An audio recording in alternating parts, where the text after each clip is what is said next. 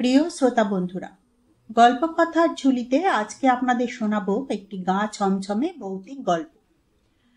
গল্পের পটভূমিকা হলো একটি গ্রাম্য শ্মশান। ভোলা নামে একটি ছেলের ঠাকুমা যখন মারা পড়ল, সেই মৃতদেহ নিয়ে সবাই মিলে গেল সেই শ্মশানে পোড়াতে। তারপর তাদের সঙ্গে কি ঘটল জানতে হলে আজকের গল্পটি আপনাদের শুনতে হবে। গল্পটি লিখেছেন বিখ্যাত ভৌতিক গল্পের লেখক হেমেন্দ্র কুমার রায়। শুনতে থাকুন, আশা করি খুব ভালো লাগবে। আমাদের বাড়ি যে গ্রামে, তার ক্রোশ দুয়েক তফাতে গঙ্গা।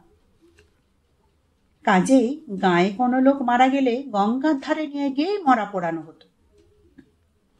সেবারে ভোলার ঠাকুরমা যখন মারা পড়ল, তখন আমরা পাড়ার জন পাঁচেক লোক মিলে মরা নিয়ে শ্মশানে চললুম। শ্মশানে পৌঁছতেই বেজে গেল রাত 12টা। পাড়া গায়ের শ্মশান, সে যে কেমন ঠাঁই, শহরের বাসিন্দারা তোমরা তা বুঝতে পারবে না। এখানে গ্যাসের আলোও নেই, লোকজনও নেই, গোলমালও নেই। অনেক গায়ে তো শ্মশানে কোনো ঘরও থাকে না। খোলা নির্জন জায়গা, চারদিকে বন জঙ্গল। প্রতি পদেই হয়তো মরার মাথা, হাড়, জামা কাপড় এইসব মারিয়ে চলতে হয়। রাতে সেখানে যেতে গেলে খুব সাহসীরও বুক রীতিমতো দমে যায়। আমাদের গায়ে শ্মশান ঘাটে একখানা হেলে পড়া দরজা ভাঙা কোঠা ঘর ছিল অবশ্য।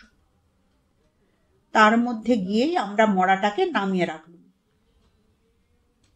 পাড়া গায়ের শ্মশানে চিতার জ্বালানি কাঠ কিনতে পাওয়া যায় না, কাজে তার আশেপাশের বন জঙ্গল থেকে কাঠ কেটে আনতে হয়। ভোলা বললে, আমি মরা আগলে থাকি, তোমরা সকলে কাঠ আনোগে যাও। আমি বললাম, একলা থাকতে পারবি তো? ভোলা যেমন ডান পিটে, তার গায়েও জোর ছিল তেমনি বেশি। সে একটা অবহেলার হাসি হেসে বলল, ভয় আবার কাকে বলে, যাও যাও, দেরি করো না। আমরা বাকিরা জঙ্গলে ঢুকে কাঠ কাটতে লাগলো। একটা চিতা জ্বলবার মতো কাঠ, সে তো বড় অল্প কথা নয়। কাঠ কাটতেই কেটে গেল প্রায় 2.5 ঘন্টা। বুঝলুম আজ ঘুমের দফা গয়া। মরা পোড়াতেই ডেকে উঠবে ভোরের পাখি। সকলে জঙ্গল থেকে বেরিয়ে শ্মশানের দিকে যাচ্ছি, এমন সময় আমাদের একজন বলে উঠল, ওহে দেখো দেখো, শ্মশানের ঘরের মধ্যে থেকে কিরকম আগুন বেরোচ্ছে। তাই তো, ঘরের ভেতর থেকে সত্যিই দাউ দাউ করে আগুন জ্বলছে। অত্যন্ত আশ্চর্য হয়ে আমরা তাড়াতাড়ি এগিয়ে চললুম। ঘরের কাজ বরাবর আসতেই লণ্ঠনের আলোতে দেখলুম মাটির ওপরে কে একজন উপুড় হয়ে পড়ে আছে। লোকটাকে উল্টে ধরে লণ্ঠনটা তার মুখের কাছে নামিয়ে দেখলুম সে আর কেউ নয়, আমাদেরই ভোলা। তার মুখ দিয়ে গ্যাঁজলা উঠছে, সে একেবারে অজ্ঞান হয়ে গেছে।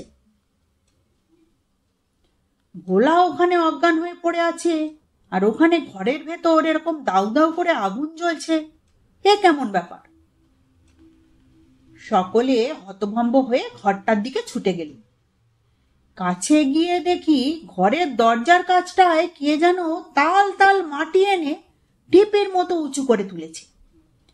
আর খানিকটা উঁচু হলেই দরজার পথটা একেবারে বন্ধ হয়ে যেত। এসব আবার কি কাণ্ড! কিছুই বুঝতে না পেরে আমরা ঘরের ভেতর উঁকি মেরে দেখলুম এক কোণে একরাশ কাঠ দাউ দাউ করে জ্বলছে, আর একটা কাঁচা মাংস পোড়ার বিশ্রী গন্ধ উঠেছে, আর কোথাও ভোলার ঠাকুমার মরার কোনো চিহ্নই নেই। ভয়, বিস্ময় আর দুশ্চিন্তায় আচ্ছন্ন হয়ে আমরা আবার ভোলার কাছে ফিরে এলুম। তার মুখে আর মাথায় অনেকক্ষণ ধরে ঠান্ডা জলের ঝাপটা দেওয়ার পর আস্তে আস্তে সে চোখ চাইল। তারপর উঠে বসে যা সে বলল তা হচ্ছে, তোমরা তো সবাই কাঠ কাটতে চলে গেলে, আমি মরা আগলে বসে রইলুম। খানিকক্ষণ এমনি চুপচাপ বসে থাকতে থাকতে আমার কেমন যেন তন্দ্রা এলো। চোখ বুজে ঢুলছি, হঠাৎ থপ করে কি একটা শব্দ হলো। চমকে জেগে উঠে চারদিকে চেয়ে দেখলুম কেউ তো কোথাও নেই। আমার মনের ভ্রম। এই ভেবে খাটের পায়াতে মাথা রেখে আমি আবার ঘুমোবার চেষ্টা করলুম। খানিকক্ষণ পরে আবার সেই থপ করে শব্দ। এবার আমার সন্দেহ হলো, হয়তো মরার লোভে বাইরে থেকে শেয়াল টেয়াল কিছু এসেছে। এই ভেবে আর চোখ খুললুম না। এমনি ভাবে আরো খানিকটা সময় কেটে গেল। এদিকে সেই ব্যাপারটা সমানে চলছে। মাঝে মাঝে সব স্তব্ধ, আবার মাঝে মাঝে থপ করে শব্দ। শেষটায় জ্বালাতন হয়ে আমি আবার চোখ চাইতে বাধ্য হলুম। কিন্তু এ কি, ঘরের দরজার সামনেটা যে মাটিতে প্রায় ভর্তি হয়ে উঠেছে। আর একটু পরেই এই ঘর থেকে আমার বাইরে যাওয়ার পথ যে একেবারে বন্ধ হয়ে যাবে। কিন্তু কে এই কাজ করছে? এ তো যার তার কাজ নয়। আমার ঘুমের ঘোর কেটে গেল পুরো। সেই কাঁচা মাটির পাঁচিল টপকে তখনই আমি বাইরে বেরিয়ে পড়লুম পরিমরি হয়ে। চাঁদের আলোয় চারদিক ধপধপ করছে। ঘর আর গঙ্গার মাঝখানে চড়া। এদিক ওদিক চাইতেই দেখলুম খানিক তফাতে একটা ঝাঁকড়া চুলো লোক হেঁট হয়ে এক মনে দুই হাতে ভিজে মাটি খুঁড়ছে। বুঝলুম তারই এই কাজ, কিন্তু এতে তার লাভ কি? লোকটা পাগল নয় তো? ভাবছি এদিকে সে আবার এক তাল মাটি নিয়ে ঘরের দিকে অগ্রসর হলো। মস্ত লম্বা চেহারা, মস্ত লম্বা চুল আর দাড়ি, আর একরকম উলঙ্গ বললেই হয়। পরনে খালি এক টুকরো কৌপিন। সে মাথা নিচু করে আসছিল, তাই আমাকে দেখতে পেল না। কিন্তু সে কাছে আসা মাত্র আমি তার সামনে গিয়ে দাঁড়ালুম। সে তখন মুখ তুলে আমার দিকে চাইলে। উফ, কি ভয়ানক তার চোখ! ঠিক যেন দুখানা বড় বড় কয়লা দপদপ করে জ্বলছে। এমন জ্বলন্ত চোখ আমি জীবনে কখনো দেখিনি। তবু ভয়ে ভয়ে জিজ্ঞাসা করলুম, কে তুমি? উত্তরে মাথার ঝাঁকড়া চুলগুলো ঝাঁকুনি দিয়ে নেড়ে সে এমন ভুতুড়ে চিৎকার করে উঠল যে আমার বুকের রক্ত যেন বরফ হয়ে গেল। মহা আতঙ্কে প্রাণপণে আমি দৌড় দিলুম, কিন্তু বেশি দূর যেতে না যেতেই অজ্ঞান হয়ে পড়লুম। তারপরে আর কিচ্ছু আমার মনে নেই। আমরা সবাই ভোলার কথা শুনে বুঝলুম যে সেই লোকটা পিশাচ ছাড়া আর কিচ্ছু নয়।